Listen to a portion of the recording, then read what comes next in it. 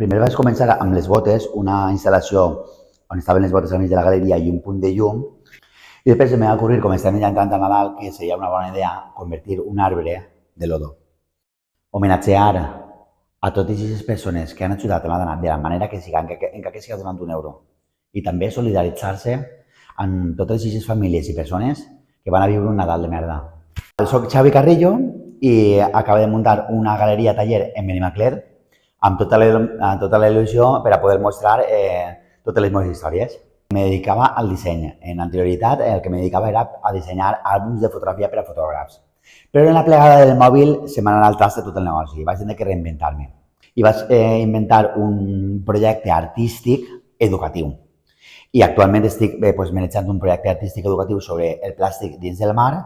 Bé, ara mateix tenim una temàtica que faig que també té que veure en el collage, que es diu Vida Collage, que són fragments de la vida d'una persona, anècdotes que estan codificades.